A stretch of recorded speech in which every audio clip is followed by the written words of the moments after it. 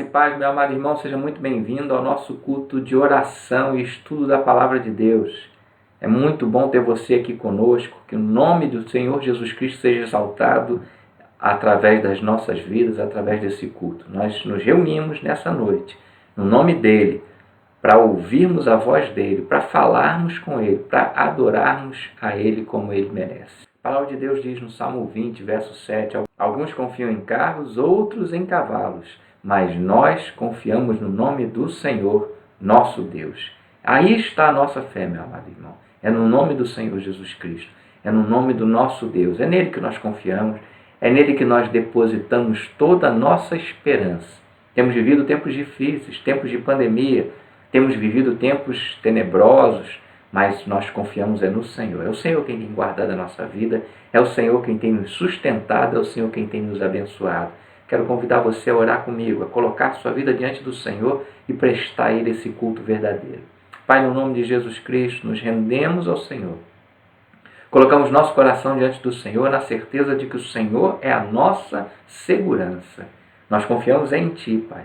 Não confiamos na força, no poder deste mundo. Nós confiamos no Senhor, que tem guardado, sustentado, sido fiel como sempre há de ser, porque o Senhor é fiel. E assim tem nos abençoado e cumprido suas promessas. Temos certeza que nossa vida está guardada nas Tuas mãos. Temos certeza que a garantia da nossa salvação em Cristo Jesus é verdadeira, é real, que a nossa esperança é viva. Temos certeza, Pai, que no dia que não estivermos mais nesse mundo, estaremos contigo para viver uma eternidade perfeita e eterna em Tua presença. Por isso, Pai, nos reunimos nessa noite como igreja e povo do Senhor, para adorá-lo, para exaltá-lo, porque o Senhor verdadeiramente é Deus, único e verdadeiro Deus, Senhor das nossas vidas. Estamos aqui juntos, unidos, para exaltarmos o nome do Senhor, juntos, unidos, para declararmos que Tu és o Senhor das nossas vidas, dos nossos corações. Pai, que o Teu Santo Espírito agora traga consolo, conforto, fortalecimento à Tua igreja, aos corações daqueles que Te buscam. Que cada um sinta a Tua presença, o Teu poder. Que cada um sinta que é amado pelo Senhor e tem sido guardado por Ti. Também toma os corações daqueles que estão enlutados, que estão sofrendo a perda de algum familiar ou na luta com algum familiar internado. Que a Tua poderosa presença, Pai, conforte os corações. Que a Tua poderosa presença traga cura àqueles que estão enfermos. Que a Tua poderosa presença traga vigor, ânimo àqueles que estão abatidos. Que o Senhor nos socorra, que o Senhor venha de encontro às nossas necessidades, porque cremos no Senhor, porque confiamos no Senhor. Abençoa a Tua igreja, abençoa o Teu povo. Pai, abençoa a nossa nação. Pai, abençoa essa humanidade que tem se desviado da Tua presença, que tem, ó Deus, se desviado da verdade, tem buscado nos lugares errados aquilo que a sua alma deseja. Que o Senhor levante uma igreja poderosa, avivada, viva, que proclame o Teu Evangelho, que busque a Tua face com sinceridade, que anuncie o verdadeiro Evangelho a esses que estão aflitos nesse mundo, a esses que estão procurando nos lugares errados aquilo que só o Senhor pode dar. Pai, abençoa a nossa nação, que ela se renda ao Senhor, que a Tua presença, o Deus Santo, na nossa nação a abençoe poderosamente, através da Tua igreja espalhada no nosso Brasil. E também, ó Deus, abençoe esse mundo, através da Tua igreja espalhada nesse mundo. Obrigado, Senhor, por esse privilégio, por esse prazer de estarmos reunidos nessa noite em Teu nome. Obrigado por esse privilégio que é ser parte do Teu povo, que é ser parte do Teu reino, que é pertencer à Tua família, que é pertencer ao Senhor. É no nome de Cristo, Pai, que nos reunimos e nos unimos nessa noite. Unimos o nosso coração para adorá-lo. É no nome de Jesus que oramos. Amém, Pai. Amém. Fique à vontade, meu amado. Seja muito bem-vindo. Que Deus derrame a bênção dele sobre a sua vida. Em nome de Jesus.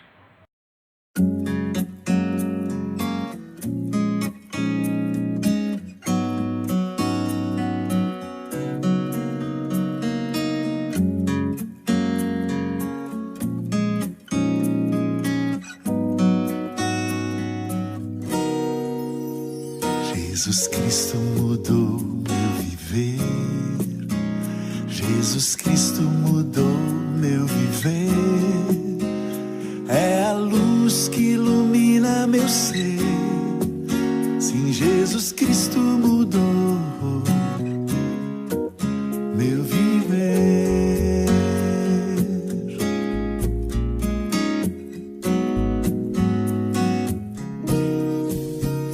Diferente hoje é o meu coração,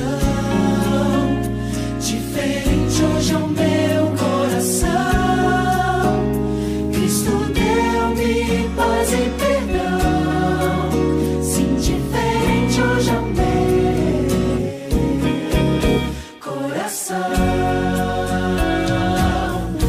O amor só conheci em canções que falavam de ilusões, mas tudo agora é diferente. Cristo fala com a gente, pois Cristo deu-me seu amor.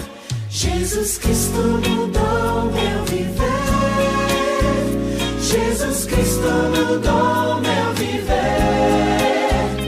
É a luz que ilumina meu ser. Sim, Jesus Cristo mudou.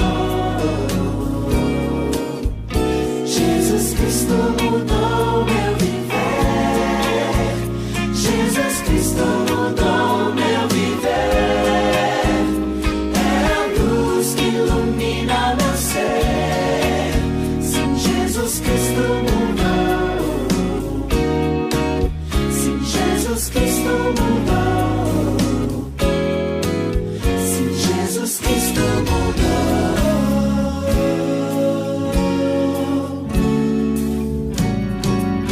meu viver.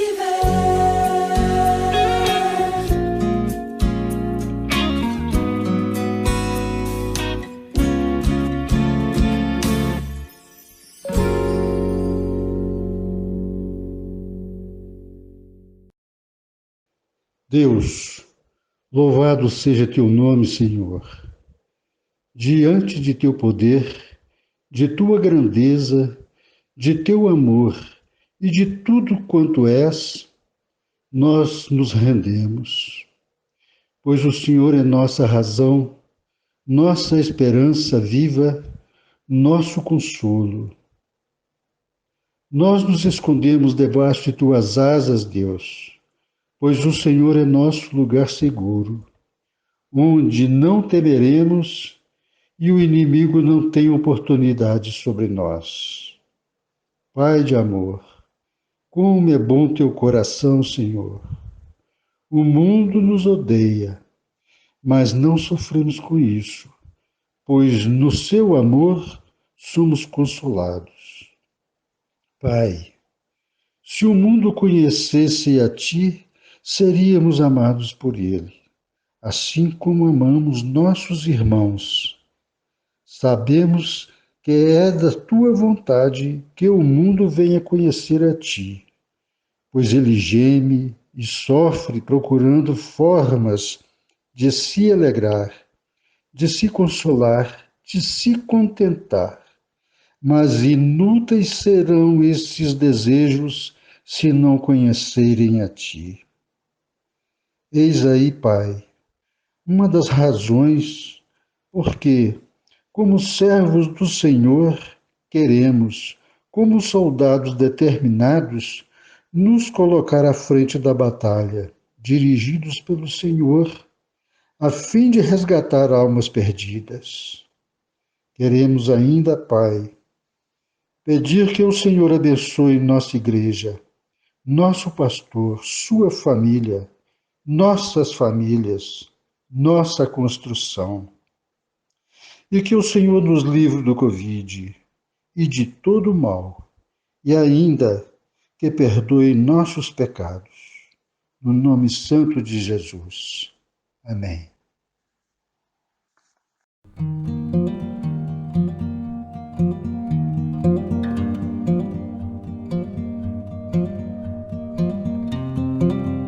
Meu amado, vamos dar prosseguimento a esse capítulo 3, o nosso estudo do capítulo 3 de Colossenses. A gente está vendo sobre o discipulado prático, e agora a gente precisa de entender que também o discipulado precisa de ser vivido e praticado, obviamente, na família. A família não foi deixada de lado. O discipulado não poderia de forma nenhuma deixar as relações familiares de fora disso. E na verdade é em casa que nós mais temos oportunidade para colocar em prática o cristianismo e onde nós devemos nos concentrar mais ainda para viver esse cristianismo. É por isso que a partir de agora a gente vai pensar em como ser um discípulo de Jesus na nossa própria casa, nas nossas relações familiares. E por falar em relações familiares, a gente precisa começar pela relação conjugal, pois afinal de contas é ali que começa uma família. Então o verso 18 e o verso 19 desse capítulo 3 diz assim: mulheres, sujeitem-se a seus maridos, como convém a quem está no Senhor. Maridos, amem suas mulheres e não as tratem com amargura. Mas nem precisa a gente dizer que esse assunto é muito polêmico. Nem precisa se dizer que poderíamos criar uma série de mensagens só sobre esse assunto, sobre essa relação conjugal. Mas a gente vai tentar hoje, de uma forma concisa, entender o que significam esses dois versículos tão polêmicos que causam tantos problemas, principalmente quando está aqui estabelecendo o compromisso da esposa, que é de se sujeitar ao seu marido. Bom, antes de qualquer coisa, é preciso entender que aqui a palavra de Deus está estabelecendo um padrão de relacionamento funcional, organizacional, no seio da família. Um tipo de designação de responsabilidade do marido e da mulher em relação à missão e o propósito de cada um no seio da família, com o objetivo, obviamente, dessa família ser abençoada e cumprir sua missão e propósito nesse mundo.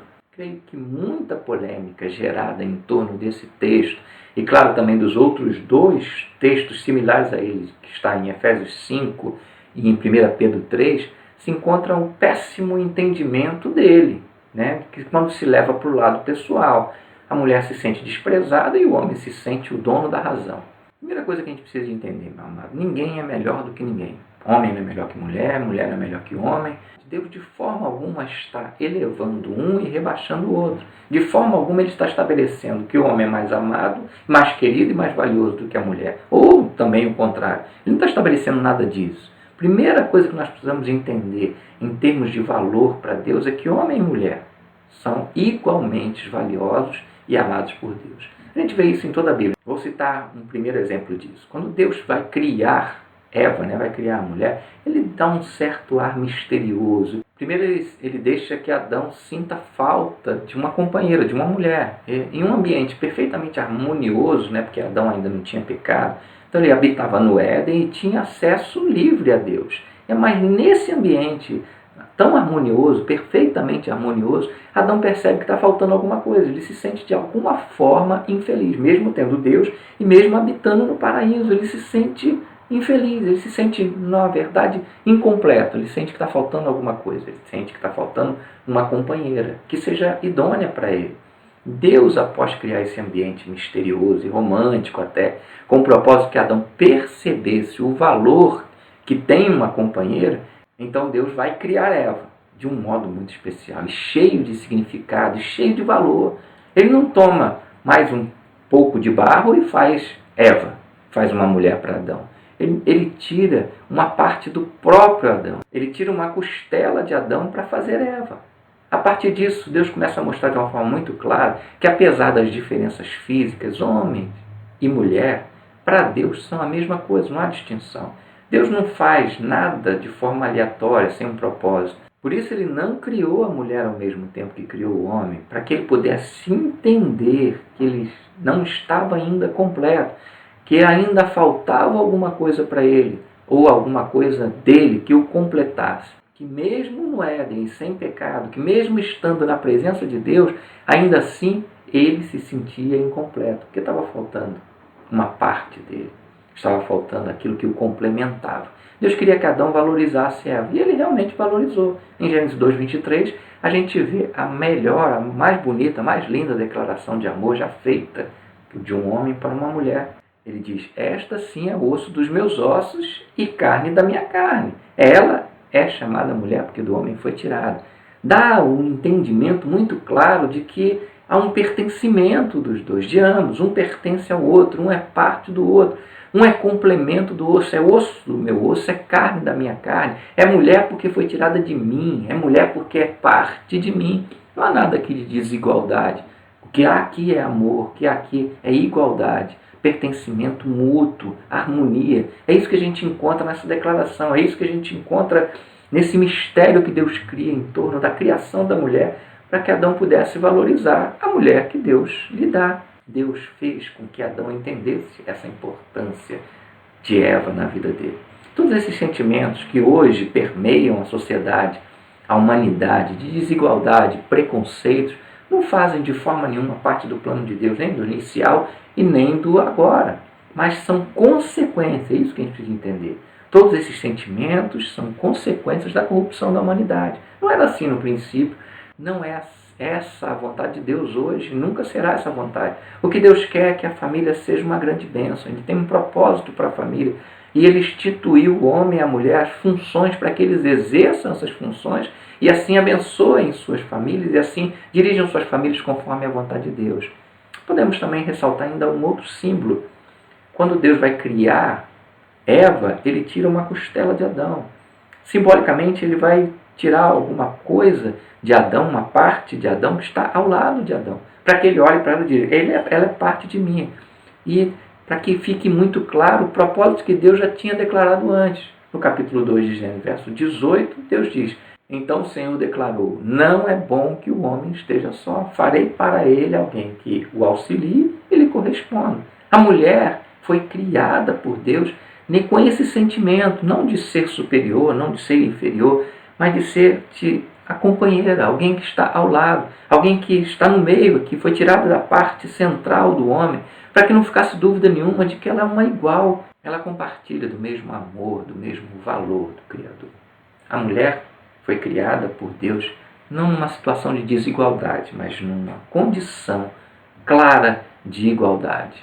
Então qual é o problema, meu amado? O problema é a corrupção da humanidade. É isso que a gente precisa entender aqui. O pecado corrompeu tudo, inclusive e principalmente os relacionamentos. E a família não ficou de fora disso, muito pelo contrário. A relação conjugal é uma das mais afetadas pelo pecado. Adão e Eva viviam harmoniosamente muito bem, mas quando o pecado se instala, eles começam a disputar, a tentar provar que um é melhor do que o outro, já desde o jardim. Olha, a culpa não foi minha, Senhor, a culpa foi da mulher que o Senhor me deu. A culpa foi sua, que o Senhor me deu uma mulher incapaz de ser a companheira que o Senhor disse que seria. Aí já começa o desajuste, as disputas de poder, as acusações, a falta de harmonia no relacionamento. A humanidade caída, corrompida pelo pecado, ela deturpou o propósito da mulher na família, deturpou o propósito do homem na família, o pecado trouxe enfermidade, corrupção ao coração do homem e da mulher. Mas não é essa a vontade de Deus, não é esse o propósito de Deus, não é isso que Deus pretende com a relação conjugal. Vamos ver um outro exemplo clássico sobre esse contraste, desse olhar enfermo da humanidade corrompida por causa do pecado e o propósito de Deus em relação ao homem e à mulher e esse relacionamento. Vamos relembrar aquele episódio da mulher que foi pega em adultério e trazida até Jesus para que ele a julgasse. Em João capítulo 8 a gente encontra a narrativa desse acontecimento. Os homens trazem uma mulher que foi pega no ato de adultério e a lançam no chão próximo de Jesus para ser apedrejada. Eles citam a lei para condenar aquela mulher, mas se esquecem, entre aspas, porque eles sabiam muito bem que a lei estabelecia punição tanto para o homem quanto para a mulher. Mas por que eles não trouxeram o homem? Porque absolveram. Se sentiram no direito de absolverem aquele homem por conta própria e trazer a mulher para ser julgada, porque no entendimento deles, mulher é inferior. E assim a sociedade corrompida com o pecado, deformada com o pecado, vem trazendo esse sentimento de inferioridade sobrecarregando na vida da mulher. Jesus, porém, mostra àqueles homens que o perdão de Deus não é oferecido ao homem, mas a todos, a ambos, ao homem e à mulher, porque Deus ama a ambos, homem e mulher. Independente de sexo, Deus ama aquele que Ele fez a sua imagem e semelhança. Não é só o homem que é a imagem e semelhança de Deus, mas a mulher também, porque é parte do homem, complementa o homem, foi tirada do homem para que Deus pudesse mostrar à humanidade que ambos são iguais. O problema, como eu disse, é a corrupção da humanidade. Jesus não morreu pelo sexo masculino, Ele morreu pelo ser humano, homem e mulher, igualmente amados e valorizados, feito à imagem de semelhança. Jesus deu a vida por ambos. Vamos voltar então à questão desse verso 18 e 19, quando Deus diz, mulher, sujeite-se a seu marido. Marido, ame a sua esposa. O que é isso? Isso é uma questão de organização de funções. Como já entendemos, meu amado, essa guerra de sexos ela é fruto da depravação da humanidade. Deus não fez ninguém superior a ninguém. Ele estabeleceu função para um e função para outro, específica para cada um, para que ambos, trabalhando juntos, atinjam o propósito de Deus e cumpram a missão de Deus para a família. Eles são parceiros nessa missão. Ou seja, há uma hierarquia entre homem e mulher? Existe, mas num sentido de organização. Vamos pensar um pouco sobre hierarquia. Em qualquer tipo de organização é necessário que haja hierarquia. Em qualquer lugar, para as coisas funcionarem bem, é preciso que haja algum tipo, algum nível de hierarquia. Pode ser numa multinacional, pode ser numa microempresa, pode ser numa ONG, pode ser numa sala de aula, pode ser numa comunidade, na sociedade, pode ser numa igreja e principalmente também na família. O fato do céu haver hierarquia, lá no céu tem anjos, tem arcanjos, querubins, serafins, Deus, mostra pra gente que o problema não é hierarquia, porque se o problema fosse hierarquia, no céu não teria, o céu é um lugar perfeito. O problema é a corrupção da raça humana. Se não houver hierarquia, todo mundo vai ficar confuso com aquilo que precisa de realizar, com as responsabilidades a serem assumidas. E aí o caos se instala, todo mundo confuso. Imagine um tipo de convivência social, uma sociedade onde cada um faz o que acha melhor e pronto. A Bíblia relata que houve um tempo assim em Israel, o tempo dos juízes. No capítulo 17, verso 6, no capítulo 21, verso 25, vemos a mesma declaração de Deus. Naquela época não havia rei em Israel e cada um fazia o que lhe parecia certo. Como é que as coisas vão funcionar desse jeito? Cada um faz o que entende, o que compreende, que é certo, que é melhor. Como é que as coisas vão funcionar? Sem um líder, sem uma autoridade estabelecida, sem responsabilidades definidas, sem que alguém assuma o comando, a responsabilidade de guiar, de fazer com que as coisas sigam um alvo, persigam um propósito. As coisas não vão funcionar bem se não houver essa hierarquia. A família, meu amado, não fica fora disso.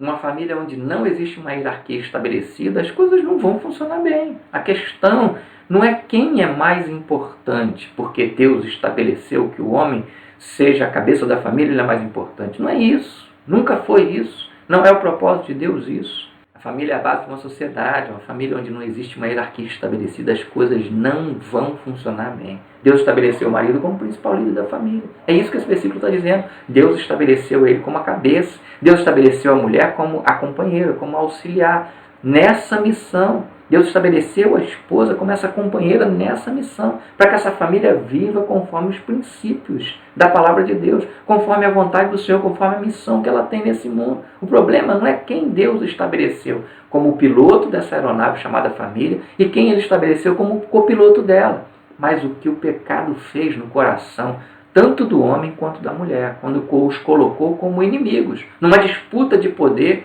numa disputa de valorização, onde a família tem sofrido as consequências dessa disputa visivelmente. Basta olhar para esse mundo, olha para as famílias, ver como é que elas estão, destruídas, acabadas, desestruturadas, totalmente de ponta cabeça, totalmente viradas. Justamente por quê? Porque cada um está disputando o comando da família. A questão aqui, meu amado, é que Deus colocou em ordem as coisas. Quem é mais importante para você?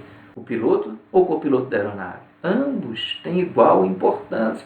Ambos precisam trabalhar juntos na mesma missão, com a missão de conduzir a aeronave ao seu destino em segurança. Imagine se você estiver num avião e o piloto e o copiloto resolvem disputar a força. Quem é que vai comandar a aeronave? Cada um segurando o manche daquela aeronave e cada um puxando ali e tentando guiar a aeronave segundo o seu bem próprio querer.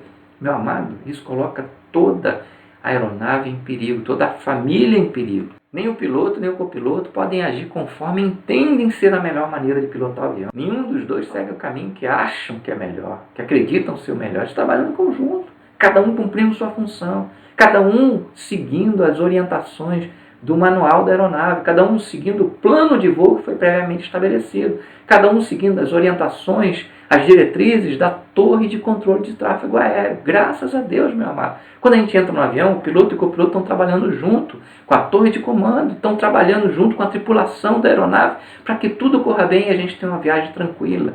Assim é na família.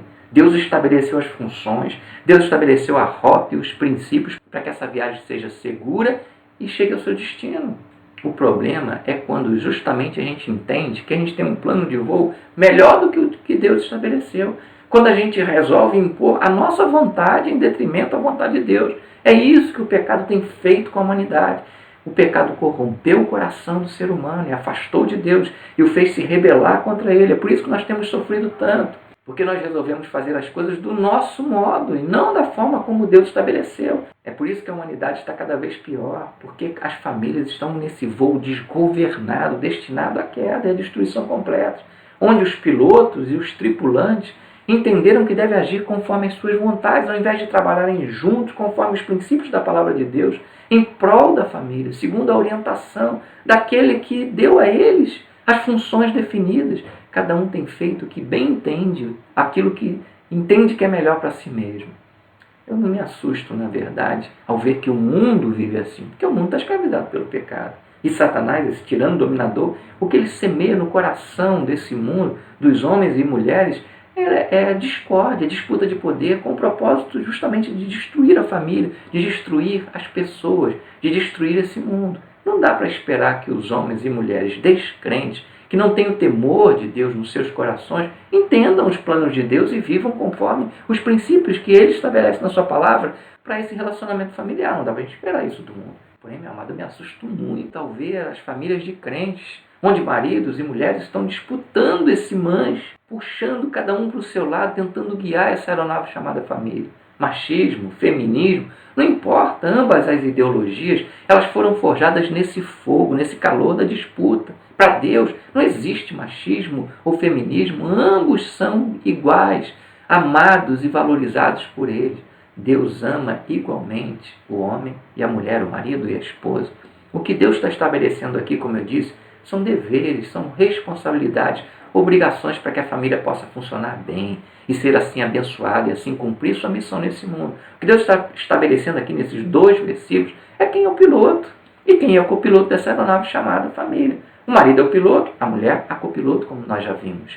Ambos são importantes nessa viagem. Ambos têm o mesmo valor. Ambos precisam trabalhar juntos para que esse voo seja seguro e chegue, atinja o seu destino.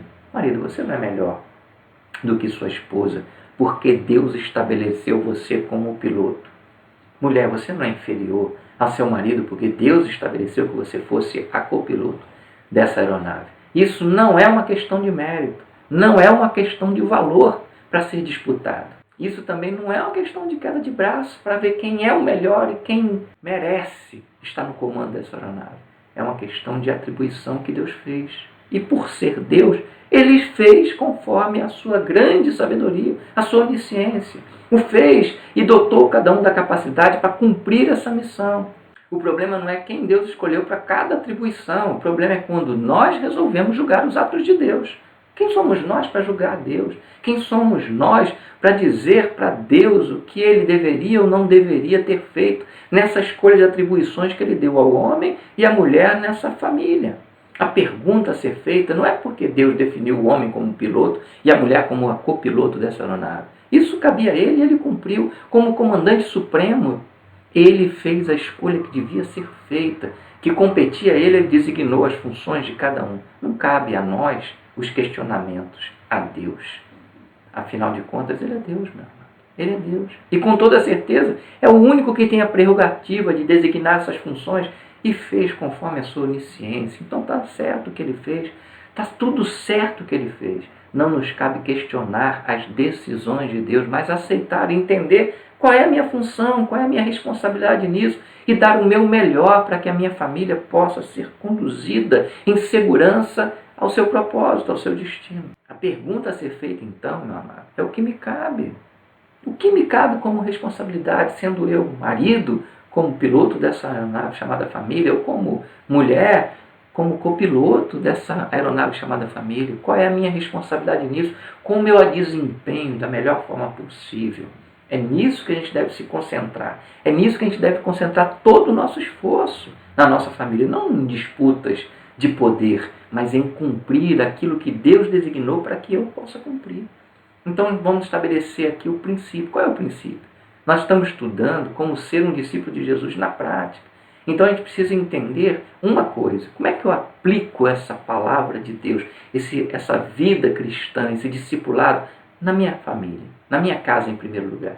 A gente precisa entender que eu preciso ter essa minha mente conectada nas coisas do alto, que eu preciso me mortificar a velha natureza e me vestir da nova natureza, me revestir desse caráter de Cristo, eu preciso ter esse coração ricamente habitado pela palavra de Deus e, consequentemente, dominado pelo Espírito Santo para cumprir o propósito da minha vida, que é glorificar o Senhor.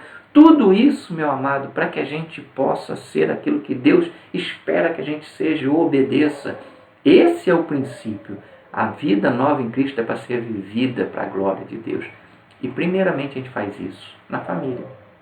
Então, marido, ame sua mulher, trate ela com toda gentileza, glorifique o Senhor nas suas responsabilidades como marido, amando e cuidando da sua esposa. Então, esposa, sujeite-se a seu marido como convém a mulher que ressuscitou com Cristo, que vive para a glória dele. Glorifique o Senhor sendo essa companheira útil, eficaz, competente, que Deus a fez para ser. Tanto faz onde nós estamos e o que estamos fazendo. O princípio é o mesmo, fazer tudo para a glória de Deus. Se você foi designado por Deus, marido, como piloto, assuma o controle, assuma a responsabilidade, cumpra a missão de ser aquele que vai assumir a frente das coisas, que vai cuidar da sua esposa e amá-la, que vai dar a sua própria vida por ela.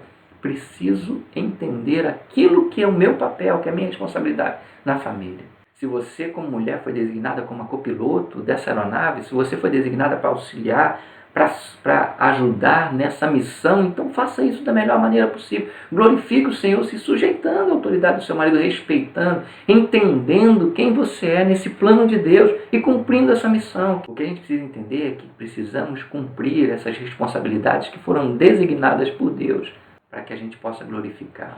O que a gente precisa entender, meu amado, é que marido e mulher, cada um tem o seu chamado, cada qual tem o seu chamado e deve cumpri-lo para a glória de Deus. Se eu ressuscitei com Cristo, então sou essa nova criatura, pronto para deixar para trás aquela antiga maneira de viver, pronto para deixar para trás esses velhos mau hábitos do mundo, que nessa disputa de poder, nesse propósito de ver quem é melhor, quem é mais forte, quem é mais capacitado, quem é mais competente para liderar a família. Mas simplesmente eu me entrego nas mãos do Senhor, no Espírito de Deus, para que Ele conduza a minha vida ao cumprimento dos planos dEle para mim, como marido, para mim como esposa.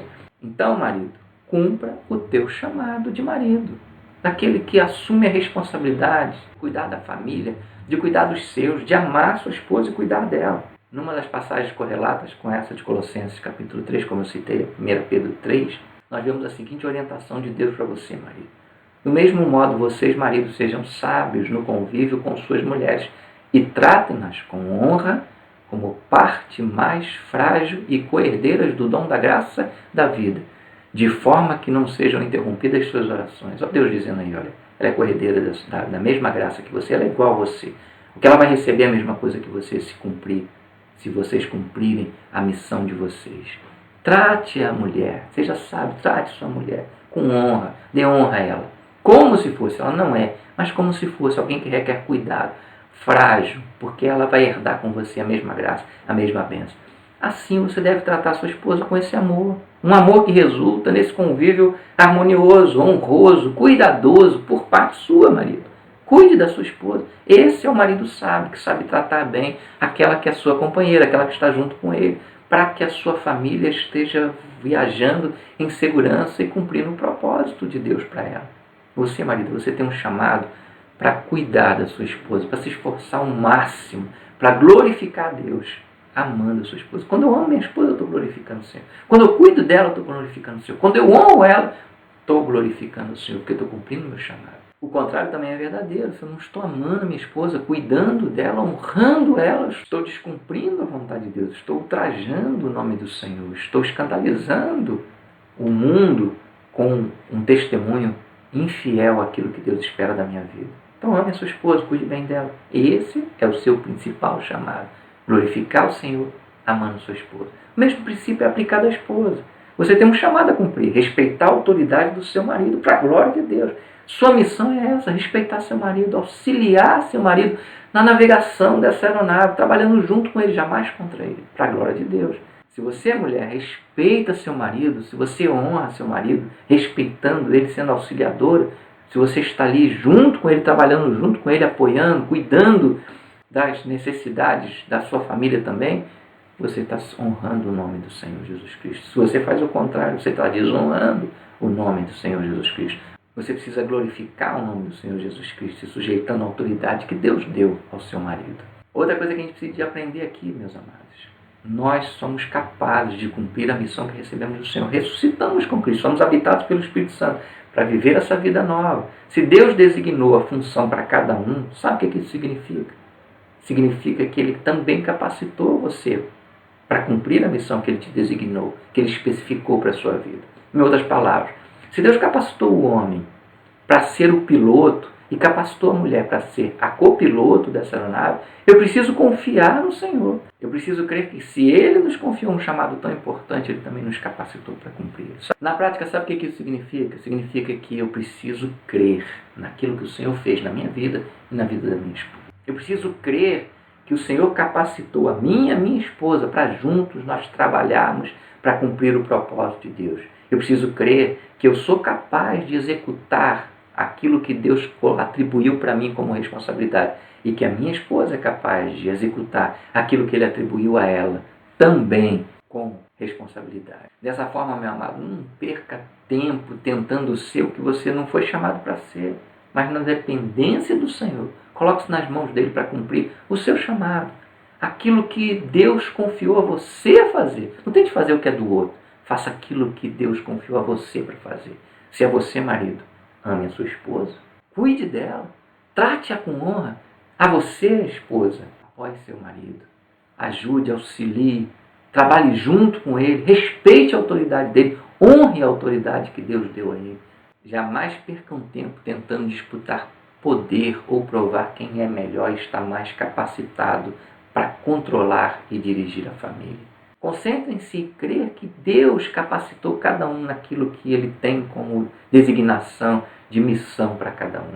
Se parássemos de discutir com Deus, de tentar ensinar Deus a ser Deus, se parássemos de disputar o mérito de quem deveria ou não pilotar essa aeronave que a gente chama de família, se parássemos de tentar satisfazer nossos desejos egoístas e carnais, se nos voltássemos para Deus, se confiássemos nele, se o buscássemos para que Ele pudesse usar a nossa vida nessa missão nobre, maravilhosa que Ele nos confiou da família, meus amados, nós veríamos grandes milagres acontecerem em nossas famílias e seríamos poderosamente usados para conduzir a nossa família à missão dela, que é glorificar o Senhor.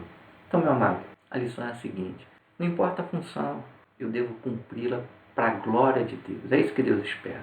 A gente disputa aquilo que não cabe a gente estar disputando, enquanto a gente negligencia aquilo que realmente importa. Gastamos a vida em disputas por poder e controle quando deveríamos nos concentrar numa só coisa: glorificar o Senhor no chamado que Ele nos deu, no chamado que Ele nos confiou. Não se entregue à vaidade da sua carne. Não dê ouvido a esse mundo que se rebela contra Deus em todas as áreas e principalmente na família, deturpando todos os princípios que Deus estabeleceu para a família, para que eles possam parecer antiquados, obsoletos. Não troque os princípios de Deus pelas ideologias criadas para desvirtuar a família do seu propósito, que é de glorificar o Senhor.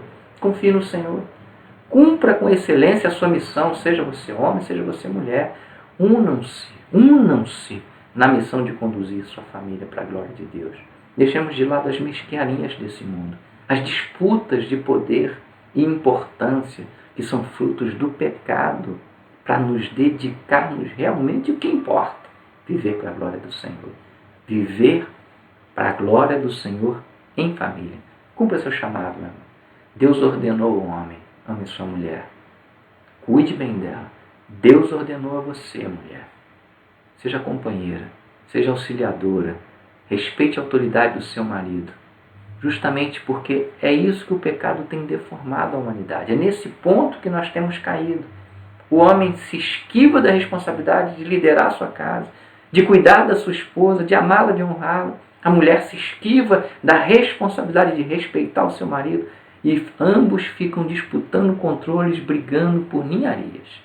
Não se acomode, nem tampouco se acovarde. Assuma a sua responsabilidade com as suas prerrogativas. Assuma o seu chamado e viva para a glória do Senhor. Não se deixe levar por esse mundo. Ele está aprisionado no pecado. Não se deixe dominar por sua antiga natureza, que vai te conduzir à destruição da sua família. Não é demérito ou mérito algum ser piloto ou copiloto nessa aeronave chamada família, meu amado. Você tem um chamado a ser cumprido. Cumpra-o com excelência, debaixo dessa autoridade, debaixo dessa proteção de Deus, debaixo dessa unção de Deus, no temor do Senhor, e você vai ver como a sua família vai ser abençoada. Deus chamou você e capacitou você para cumprir sua missão, seja de piloto ou de copiloto, nessa infinita sabedoria de Deus, designando a cada um aquilo que lhe é devido e capacitando cada um para cumprir o seu chamado, para ser bênção na sua família. Crê no Senhor. Cumpra o teu chamado na família, na certeza de que Ele vai usar a tua vida, como esposa, como marido, para abençoar a tua família, para que vocês conduzam a casa de vocês na direção certa, em segurança, para cumprir o propósito de Deus para a sua vida. Pai, no nome de Jesus Cristo, te louvamos, porque a tua palavra nos ajuda a compreender aquilo que o Senhor tem para as nossas vidas. Porque na tua palavra encontramos a resposta que tanto precisamos para entender nossa responsabilidade como família, para viver para a tua glória, como marido e como esposa. Pai, abençoa os maridos, abençoa as esposas. Que cada um entenda aquilo que tem como chamado do Senhor, na sua casa principalmente, e vivam como verdadeiros discípulos do Senhor, cumprindo o seu chamado, vivendo para a glória do Senhor e conduzindo a sua casa à glorificação do teu nome. Seja conosco, Pai, nos dá um restante de noite abençoado, guardado pelo teu poder. Nos use poderosamente a cada oportunidade para que a nossa família seja bênção na vida desse mundo, na vida da nossa igreja, para que a nossa família viva para a tua glória. É no nome de Jesus que oramos, Pai. Amém. Que bom, meu amado, a gente poder estudar a palavra de Deus juntos. Que Deus te abençoe. Um restante de semana abençoado e, se Deus nos permitir, até o nosso próximo culto no domingo.